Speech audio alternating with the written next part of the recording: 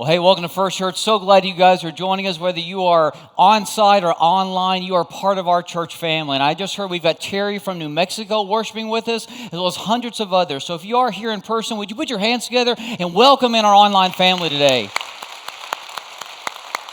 So glad you guys are joining us. And if you're new, my name's Chad, and you're here on a great Sunday because we're launching a new teaching series today called Coming Up for Air. Now, when you hear that phrase, coming up for air, what comes to mind? I'll let you know what pops into my mind. I think about when I was a kid and I would go swimming with my friends, and we would play this game, you guys probably did it too, of who could hold their breath the longest. And the rules are pretty simple. You just go underwater, whether it's 2 of you or 5 of you, however many, and you just see whoever pops up first. That person loses, and then the last person to stay under, that guy wins. And so I remember playing this game, and if you ever played it, you know what it's like to long for air. You know what it's like to just hope that the other people that you're against will pop up so that you can rise to the surface as well and find some relief. We've all been there before because we understand you can't hold your breath forever. And when I think about that phrase, coming up for air, I think about the season that we've been in. You know, for the past year, 2 years almost now, I just feel like that as a culture, we've been holding our breath, longing for some relief, hoping that things will change, hoping that things will one day be different. We've been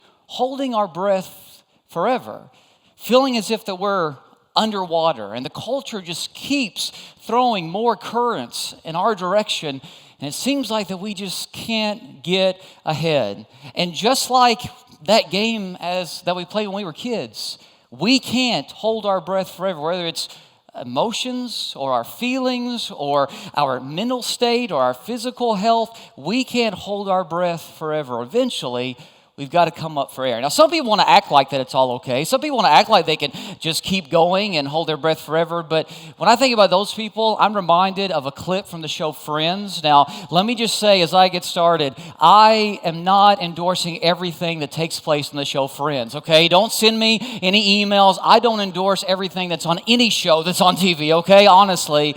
But I do remember this clip very, very plainly. And it's when Joey is actually saying that he's holding his breath for 4+ minutes. Joey has been holding his breath for almost 4 minutes.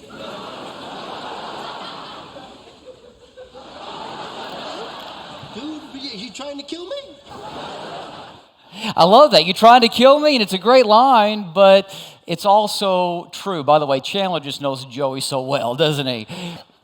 You can't hold your breath forever. Eventually, you got to come up for air. So where are you right now? Emotionally speaking, relationally speaking, mentally speaking, physically, spiritually? Do you feel like that you're underwater? Well, if you do, this series that we're launching today is for you. And I want to let you know 2 truths as we get started. And the first is this: you are not alone. Right now, the person that is sitting next to you or in front of you or behind you, they have at one time felt as if that the pressures of life have been great and like they're being pushed down. Maybe they're feeling that way right now. We've all been there. We all have had seasons and moments in life when we feel like the world around us is getting the best of us. And it can happen to the best of us. I mean, look at these words from the Apostle Paul. He writes in his second letter to the Corinthians, he says, "We were under great pressure far beyond our ability to endure, so that we despaired of life itself." He's writing about some of his ministry work that he did in Asia, and listen to what he says. We were so discouraged. We were experiencing so much pressure that we despaired of life itself. If that can happen to the Apostle Paul, this great man of God who God inspired to write like over half of our New Testament, it can happen to me, and it can happen to you as well. So if you're feeling overwhelmed right now, you are not alone. And then there's another truth I want you to know right as we get started, and it's this: you're not without hope. You see, the whole reason why Jesus came so that we could breathe the air of heaven, so that we could live a new kind of life, a life where the world doesn't get the best of us, a life where we don't always have to live for the expectations of the culture around us, which are unhealthy expectations. Jesus came to give us a new way of life, and that's why he asked this question of us. He says, "Are you tired, worn out, Burned out on religion? Now, before I go any further and read the rest of Jesus' words here, let me just see here in a second by a show of hands if you, over the past 2 weeks, have felt tired, worn out, or burned out. Now, he's talking about religion here because the religious people were putting all these unhealthy expectations and pressure on them that those pressures weren't necessary. But let me just ask you, has somebody put unhealthy expectations on you? Have you felt tired, worn out, burned out? If you have felt any of those things for the past 2 weeks, just put your hand up real high in the air. I'll be the first to put my hand up. Look around. You are not alone. And in the first century world, when Jesus asked this question, all their hands would have gone up too. And so he goes on to say, come to me, get away with me, and you'll recover your life. Isn't that awesome? I'll show you how to take a real rest. Walk with me and work with me. Watch how I do it. Watch how I live life. Learn the unforced rhythms of grace. I won't lay anything heavy or ill-fitting on you. Keep company with me, and you'll learn to live freely and lightly. Jesus says, if you come to me, you can take a deep breath. You can stop trying to compete with the rest of the world and compare yourself to everyone else. And you can actually breathe in the breath of heaven. And Jesus, when you look at his life, he was a breath of fresh air to the world around him. He lived differently because he didn't live to please the people around him. He lived for an audience of one, his heavenly Father. And he knew that as long as he understood his identity through God's eyes, it didn't matter what anyone else thought of him. Jesus lived with this constant calm in the midst of a chaotic world. And here's the great thing about it. He says we can live that way too. Did you catch what he said?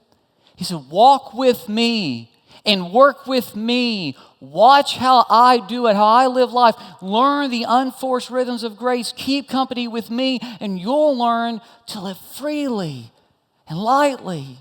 In other words, you can live a different rhythm in life, my rhythm. And you won't have to constantly try to live these unhealthy rhythms that this world wants you to live. That type of life isn't sustainable, but my life, the life that I want to offer you, is one where you can breathe easier and yet accomplish more. See, what Jesus here is trying to let us know is his way of life is not going to be without pain or suffering. It's not that his way of life is always going to be full of comfort. In fact, he uses the phrase here that we are to work with him, if you notice that. Now, I've been using the Message paraphrase here because I really like the rich language that Eugene Peterson uses. But if you go back to the NIV, you will notice that it says, take my yoke upon you. In other words, what Jesus here is saying is, this life that you're going to live with me, it's going to be some work, because what was a yoke? A yoke was a farming tool that was used to do work, farming work, plowing and so forth. Jesus here isn't saying that our life is going to be just total comfort. He didn't say, take my lazy boy chair upon you. And he didn't say, take my mattress upon you. He said, take my yoke, because we're going to plow through life, but we're going to do it together. And when you do it with me, you're going to accomplish a lot more, and you're going to be able to breathe easier as you do it. And I don't know about you, but I think that's awesome. And right now, as we enter 2022, that's what I need to hear. And when I think about what Jesus here is trying to teach us, I picture some whales. Now, this may not be a great analogy, but this is how I process things, okay? If you've ever seen whales in real life, you know they are beautiful, majestic, giant creatures. And they spend the majority of their time underwater, but they're mammals like us.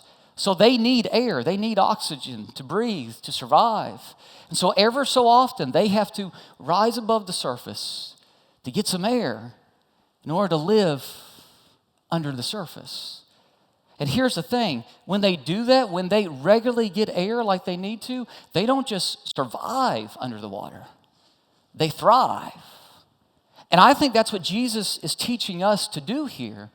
He's saying, if you will follow my way of life, I will show you a rhythm for life where you can regularly come up for air and breathe the air of heaven so that you won't just survive in this life down here, but you can thrive.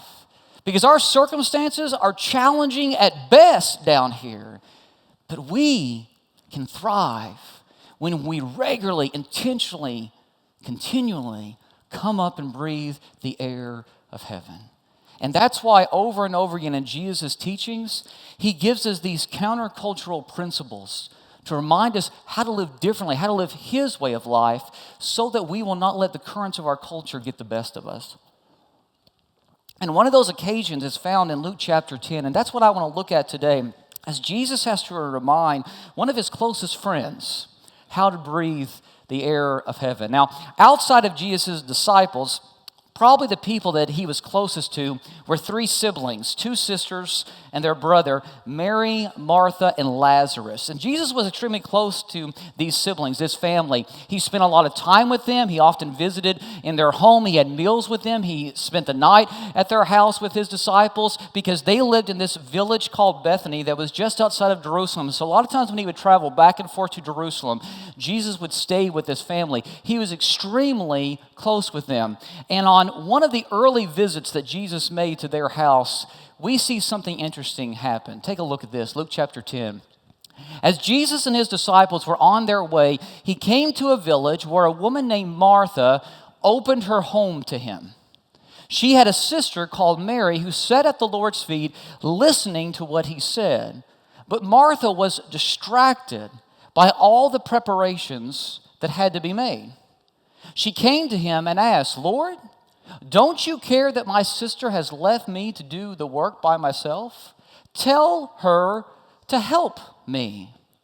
Now, I'm sure many of us can relate to what Martha is going through, especially after going through this busy holiday season that we've just experienced, right? Martha has a house full of people. They've been traveling and they're hungry, and she wants to be a good host. And here's the thing, these aren't just any guests. This is Jesus and his disciples. And everybody's been talking about Jesus. I mean, there's probably no more prominent figure in this region at this time in history than Jesus. And people have been talking about him, saying he's a prophet sent from God. Some people have been saying maybe he's the long-awaited Messiah. So when the Son of God comes over for a visit, you don't feed him leftovers, okay? Martha wants to make a good impression. And Martha doesn't want to mess this thing up. Because another thing you need to know is that in this culture, in ancient Jewish culture, hospitality was extremely important. If you were not a good host, there could be disgrace placed upon your entire family. And if you were a really, really bad host, your entire community could be disgraced. There's all these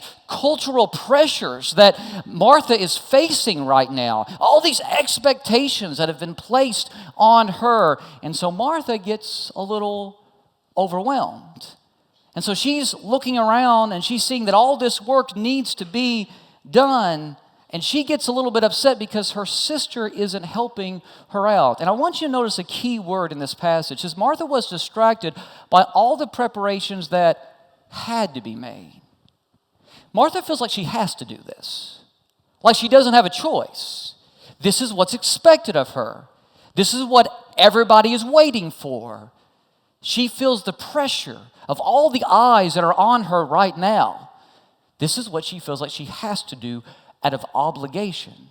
And so as she is feeling this pressure and the timers in the kitchen are going off and there are buzzers everywhere and she's trying to make sure she gets the rolls out of the oven and the desserts are cooling and the table is set and she's trying to get all the preparations made, she looks and there is her sister, not helping out at all, but sitting at the feet of Jesus, just listening to Jesus teach.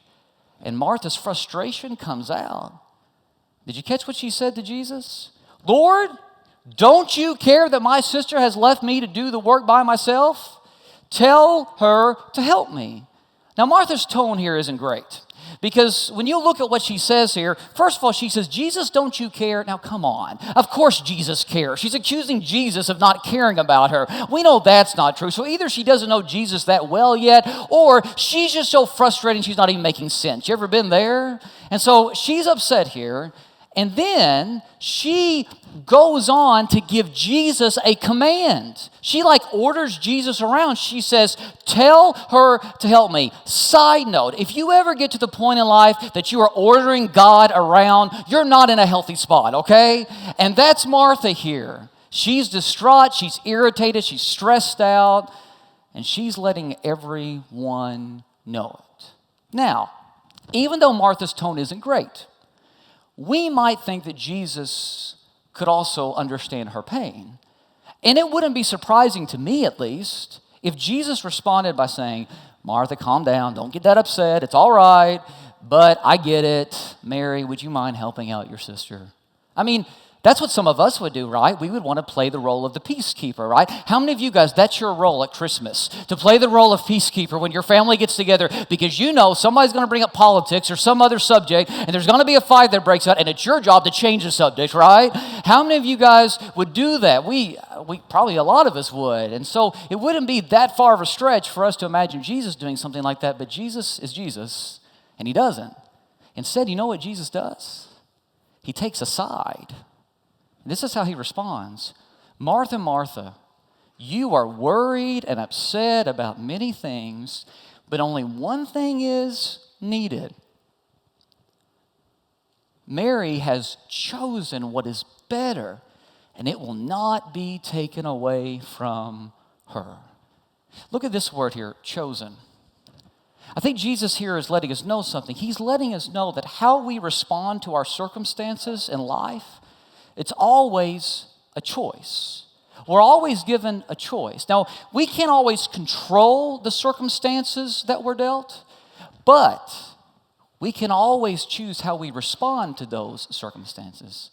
Guys, none of us wanted COVID-19 to come into our culture, did we? Yet it's here, and it's still here. None of us thought it would even be here that long, but it's here. We can't control the fact that it's here, but we can control how we respond to it. If things are going bad at your work right now, maybe it's not your fault at all. Maybe your company is being bought out or there's a change in leadership. Maybe you can't control what's going on at your place of work at all, but you can control how you respond to it. If somebody else treats you poorly, you can't help how somebody else treats you sometimes, but you can control how you respond to it. We can't always control the circumstances around us, but we can always control how we respond to it. And that's true also with the way that we feel, our emotions. We can't always control how we feel. Sometimes we feel down and we just can't explain it. Sometimes we get mad before we even realize it. We can't always control how we feel in the moment, but we can control how we respond to those emotions. And sometimes the feelings that we get, well, they're based on our circumstances. And so just a change of circumstances will help that out. But sometimes how we feel is more serious than that. Sometimes it's a biochemical thing. And we can't help that either. See, our brains, God created our brains to produce this thing called serotonin. And sometimes our brains get low on serotonin, and it's no more wrong for you to be low on serotonin than for somebody to be low on insulin. It's not our fault. It happens sometimes because of our physical makeup, because of the situations that we find ourselves in. And in those moments, we can either ignore our feelings or emotions and let our feelings and emotion continue to control us and be toxic, or we can respond in a healthy way and get the help that God offers. Whether that's talking to somebody, whether that's seeking professional counseling, whether that's seeking medical help, because God has given us brains to develop awesome medications to where we can get our serotonin levels balanced again. Whatever it is, don't ignore it. It's our choice to respond to those things. And God will provide the help that we need if we will seek it. And so Jesus lets Martha know that Mary made the right choice in this moment. And he says, Mary chose what's better. That's another thing I want for us to get here. Sometimes in life, the decisions that we're faced with are not decisions between what's good and what's evil, but they're decisions between what's good and what's better, what's good and what's best. See, it wasn't sinful for Martha to want to be a good host. There's nothing sinful about that, nothing wrong about that, unless she made that an ultimate thing, more important than what really mattered. You see, when you make a good thing an ultimate thing, it becomes a destructive thing. There's nothing wrong with you wanting to be successful in life and have a solid career, but if you start to put your career above God or put your career above your family, it can become a destructive thing. There's nothing wrong with having money. Jesus says it's the love of money that's the root of all evil, not money in and of itself, but when you start to love it above God and it starts to control your life, a good thing can become a destructive thing. Look at sex. Yeah, that's right, I said it in church. Sex was created by God to be a good thing within the context that He designed it for. And when you have sex within the context that God created it for, it is a beautiful, awesome thing. Can I get an amen? But when you make it your God and it controls you and you do it outside of the boundaries that God has established, it can be a very, very destructive thing. Let me give you another example. I've said this before and I will keep saying it. I've said this to our church elders. I've said this to our staff. I do not believe that God wants me to neglect my family in order to be a successful minister. I don't believe that that's what God wants. I love you guys, but I don't love you that much, okay?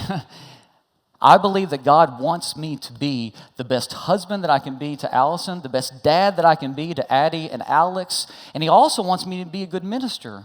But if I ever start to neglect my family as the spiritual leader of our home in order to spiritually lead this church, then something's out of balance. Something isn't right. And is there anything wrong with me preaching and being a leader in the church? No, I think that's what God wants me to do.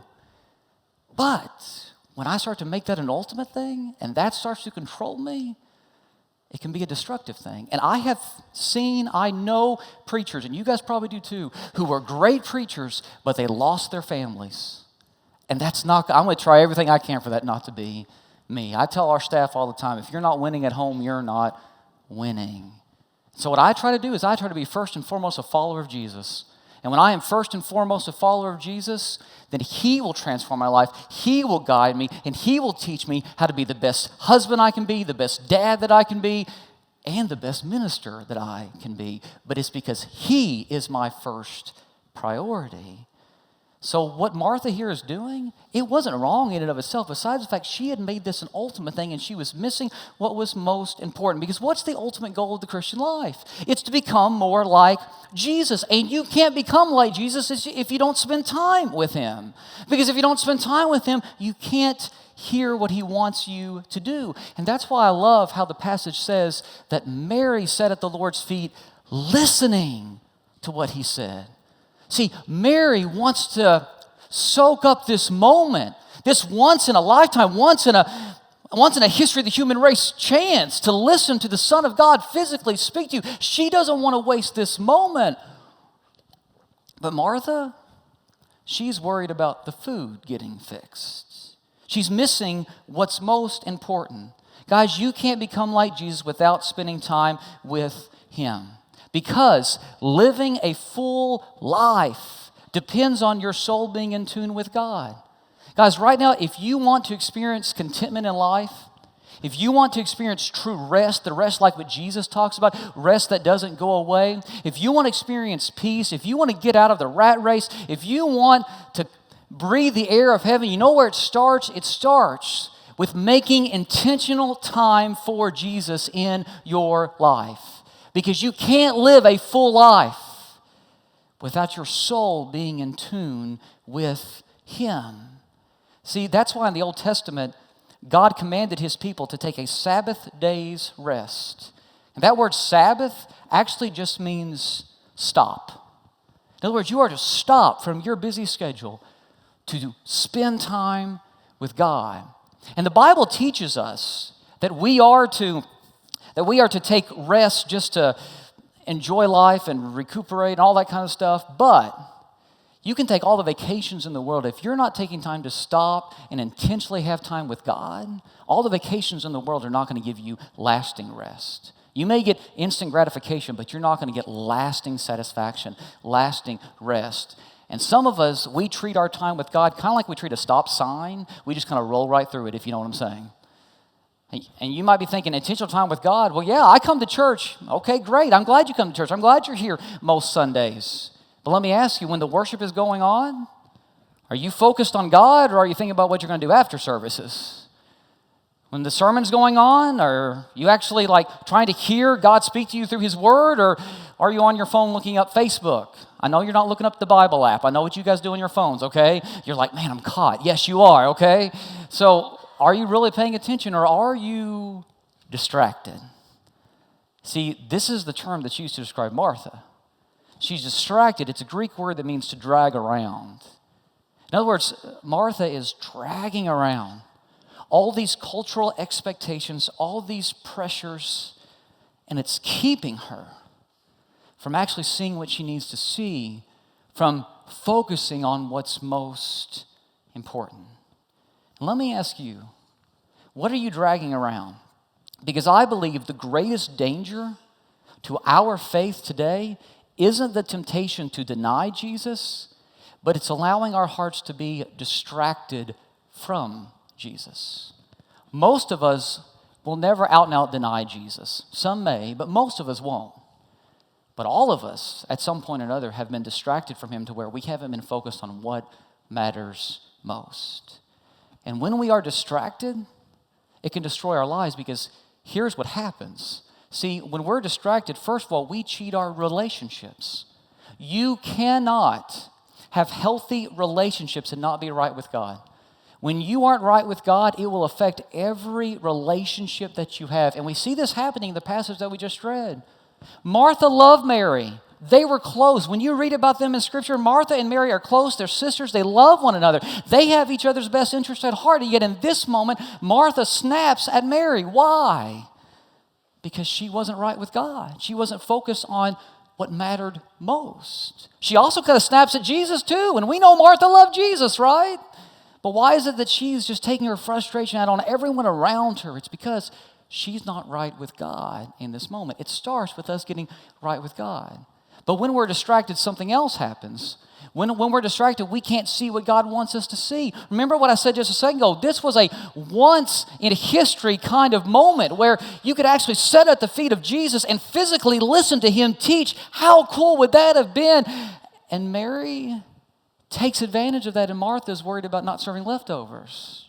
Martha missed this opportunity. And in life, when we're focused on the wrong things, we will miss the opportunities that God is putting right in front of us. But then something else happens. When we're distracted, our lives are hurried. Our lives are rushed all the time. Distracted people are hurried people. You know why?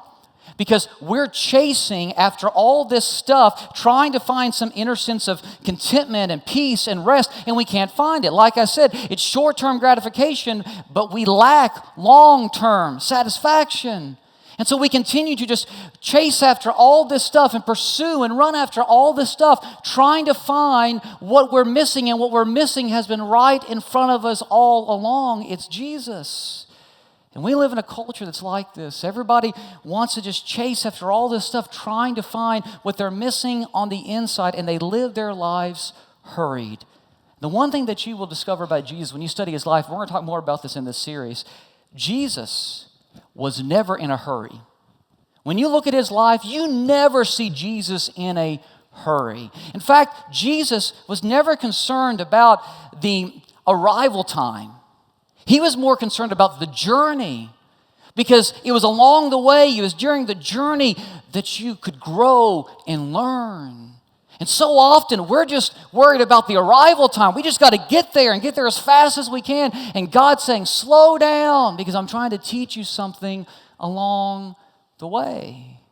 And if you don't believe that we live in a culture that is always in a hurry, well, let's do a little test just to see, okay? When you pull out your phone to drive a long distance and you turn on your maps, to get your GPS going, and you put in an address and it gives you an estimated time of arrival. How many of you have ever thought, I'm going to beat that time? Have you ever done that? Put your hand up, okay? Yeah, look around. Have you ever been driving and as you're driving, you actually cut through a parking lot or a side street to avoid a red light? Anybody ever done that before? Okay, look around at the hands. How many guys have ever multitasked while you're driving, doing things that aren't part of driving, but you're doing them in your car? Yeah. Anybody ever tried to change clothes while they're driving? You have any hands? Anybody want to admit to that? How many of you have ever been driving a long distance and you've had to slap yourself in order to stay awake? Anybody done that? Man, that is scary. I'm staying away from you people, okay? How many guys have ever been in a grocery store, and as you're waiting in line in the grocery store, you start to check out the other lines because you think they're moving faster? Anybody done that? You ever got up to the cash register and the person in front of you